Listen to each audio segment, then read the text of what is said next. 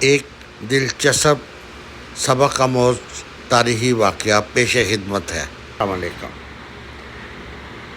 سنتے ہیں کہ جو شخص اس دنیا سے چلا گیا وہ مردہ ہوتا ہے، وہ کچھ نہیں کر سکتا، لیکن ایک تاریخی واقعہ ایسا ہے کہ جس سے مجھے سمجھ نہیں آتی کہ اللہ ہی جانے کون بشر ہے، تو یہ واقعہ آپ کو میں سنانا چاہتا ہوں، تو شاید آپ کسی نتیجے پہ پہنچ جائیں۔ تو حلب کا بادشاہ تھا نور الدین محمود زنگی۔ تو یہ بادشاہ صاحب 1118 میں پیدا ہوئے، انہوں نے 1146 سے 1174 تک 28 سال حکومت کی حلب پہ، پھر دمشق فتح کیا اور اپنا دارالخلافہ دمشق کو بنا لیا۔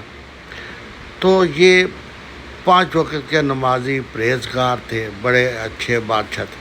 تو ایک رات انہوں نے خواب میں دیکھا کہ رسول پاک صلی اللہ علیہ وسلم ان کے خواب میں آئے اور کہا، 2 شخص ان کی انہوں نے شکلیں دکھائیں اور کہا یہ مجھے تنگ کر رہے ہیں۔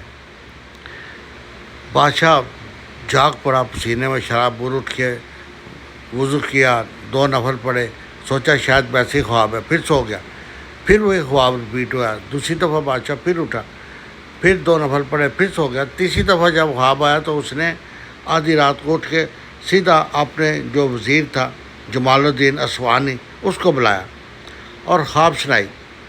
تو وہ جو وزیر تھا جمال الدین اسوانی، اس نے کہا کہ بادشاہ صاحب آپ کو اتنا بڑا حکم دے رہے ہیں، رسول پاک آپ کو نامینیٹ کر رہے ہیں اور آپ ابھی تک محل میں کیوں ہیں؟ چلے فوراً ہمیں مدینہ شریف جانا چاہیے۔ تو اسی وقت اٹھا، فوج کو حکم دیا کہ چلو وی آر گوئنگ ٹو مدینہ۔ تو یہ بادشاہ مدینہ پہنچ گیا، انہوں نے جا کے وہاں پہ نماز وغیرہ پڑھی جو بھی تھا، اور پھر سوچا کہ میں ان شخصوں کو کیسے پہچانوں گا جو 2 شخص مجھے رسول پاک نے خواب میں دکھائے تھے۔ تو اس سے یہ کا اعلان کرایا مدینہ میں کہ تمام بندے آ کے مجھ سے تحفے لے لیں اور کوئی بھی شخص گھر پہ نہ رہے۔ تو سب لوگ آتے گئے، بادشاہ اپنے ہاتھ سے ان کو تحفے دیتا گیا اور شکلیں دیکھتا گیا، ساتھ وہ ان کا جو مشیر یعنی وزیر تھا جمال الدین اسوانی وہ بھی ساتھ موجود تھے۔ تو بادشاہ سارے لوگ آتے ہیں، نہیں نہیں نہیں نہیں۔ پھر شام ہو گئی، تمام بندے چلے گئے، تو اس نے وہاں کے مدینہ کے جو گورنر تھا ان کو کہا کہ کوئی رہ تو نہیں گیا؟ انہوں نے کہا نہیں سر، کوئی نہیں رہ گیا۔ بادشاہ بڑے پریشان کہ یہ تو ہو نہیں سکتا کہ رسول پاک نے کوئی مجھے غلط اطلاع دی ہو۔ اسے کہا نہیں، کوئی مدینہ کا بندہ نہیں، باہر کا ادھر ٹھہرا ہو وہ رہ گیا۔ انہوں نے کہا ہاں ہاں سر۔ بادشاہ صاحب 2 بندے ہیں، وہ شام سے آئے ہوئے ہیں، تو بہت پرہیزگار ہے، عبادت گزار ہے، وہ کسی سے کچھ نہیں لیتے، ہر جمعے کو مسجد قباء میں نماز پڑھتے ہیں، 5 وقت کے نمازی ہے، لیکن وہ اپنے حجرے میں عبادت میں مصروف رہتے ہیں دن رات، نہ وہ کسی سے پیسہ لیتے ہیں، نہ وہ کسی سے ملتے ہیں، نہ بات کرتے ہیں، بس اللہ ہی اللہ کرتے رہتے ہیں، اور رسول پاک کے نفل اور عبادت میں ان کے ثواب کے لیے وہ مصروف رہتے ہیں۔ تو بادشاہ نے کہا اچھا ٹھیک ہے، کل ان کو بلاؤ، ان سے کہو کہ میرے پاس آ کے تحفے لے لیں۔ تو جو سپاہی گیا اسے آ کے کہا کہ بادشاہ صاحب وہ کہتے ہیں کہ ہمیں کسی دنیاوی تحفے کی ضرورت نہیں، ہمیں اللہ پاک نے بڑا کچھ دیا۔ بادشاہ سے کہو آپ کی بہت مہربانی۔ اب بادشاہ نے یہ سن کے بادشاہ کو شک ہوا کہ یہ کیوں نہیں آئے۔ بادشاہ نے اپنے وزیر سے کہا کہ مجھے خود وہاں لے چلو ان کے گھر۔ کہاں ہے وہ رہتے ہیں؟ انہوں نے کہا جی کہ بس روضہ رسول کے ساتھ انہوں نے ایک گھر کرائے پہ لیا۔ بادشاہ جب خود نور الدین زنگی وہاں پہنچ گئے تو وہ دونوں تھکے بکے رہ گئے۔ بادشاہ نے دیکھتے ان کو پہچان لیا کہ یہ وہی ہیں۔ تو بادشاہ نے وزیر کو اشارہ کیا کہ ریسٹ دیم، تو جو ساتھ اس کے فوجی تھے انہوں نے انہیں گرفتار کر لیا۔ اب سمجھ نہ آئی کہ یہ کر کیا رہے ہیں۔ بادشاہ نے ادھر ادھر دیکھا، کوئی سمجھ نہ آئی، کوئی وہاں پہ چیز نہیں تھی۔ تو ایک طرف قالین پڑا ہوا تھا، اس پہ مسلح پڑا ہوا تھا۔ بادشاہ جا کے وہ مسلح اٹھایا، قالین اٹھایا تو نیچے دیکھے ایک سرنگ تھی۔ تو بادشاہ نے سپاہی سے کہا اس سرنگ میں جاؤ، دیکھو کہاں تک جاتی ہے۔ وہ روضہ رسول کے بالکل پاس پہنچ چکے تھے کھدائی کرتے کرتے۔ ان کا ارادہ تو بہت یعنی کہ برا تھا. بہرحال بادشاہ نے خود ان کی گردنیں اڑا دی اور اعلان کیا کہ روضہ رسول کے ارد گرد گہری یعنی کہ وہ کھدائی کر کے اس میں لوہے کی سلاخیں ڈال دی جائیں.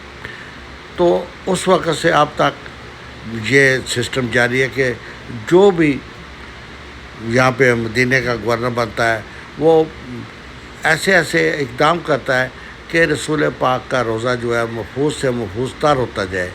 آج کل تو وہاں اتنے جدید سسٹم لگا دیے گیا ہے کہ اگر آپ وہاں ایک پن بھی پھینکے نا رسول پاک کے روزے کے ساتھ تو ان کو پتہ چل جاتا ہے سیکورٹی والوں کو. تو آج کا یہ تھا. تو بس وہی میرا کویسچن جو شروع سے ہے وہی ہے کہ اللہ ہی جانے کون بشر ہے.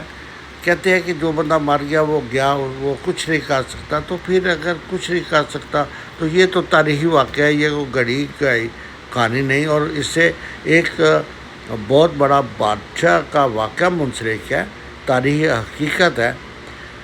تو اگر ادھر دنیا سے کوچ کرنے والا کوچ ہی کر گیا تو پھر وہ کیسے ڈائریکشن دے سکتا ہے کہ فلاں بندہ مجھے تنگ کر رہا ہے یا فلاں بندہ کوئی سرنگ لگا رہا ہے. تو بس یہ تو اللہ ہی جانے. اب اللہ ہی بہتر جانتا ہے کہ یہ ساتھ جو جنت البقیع ہے وہ وہاں کھدائی کرتے تھے, مٹی نکالتے تھے بوروں میں بھر کے, دوسرے دن جا کے اس جنت البقیع کے قبرستان میں ڈال آتے تھے. لوگ کہتے تھے کتنے اچھے بندے ہیں کہ قبروں پہ مٹی ڈال رہے ہیں. یہ ایک کار ثواب بات سمجھی جاتی تھی. اور بالکل روضہ رسول کے وہ سامنے ہی ہے جنت البقیع. تو وہ وہاں سے رات کو مٹی نکالتے رہتے, وہ تھیلا بھرتے, دوسرے جا کے وہاں پھینک کرتے. تو انشاءاللہ روضہ رسول کی حفاظت ہم نہ بھی کریں تو اللہ اور رسول خود حفاظت کرنا جانتے ہیں.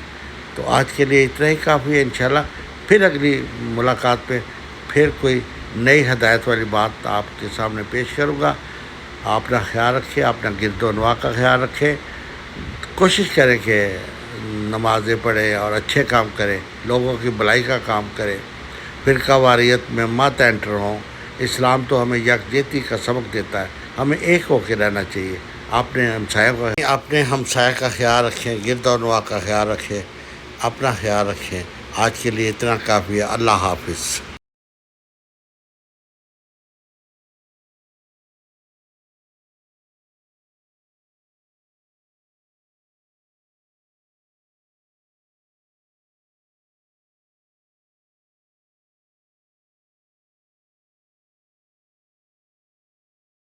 خدا قسم جس ہستی کے ایک حکم پہ بادشاہ اٹھ کے دوڑتے ہیں وہ اس کی کیا شان ہوگی.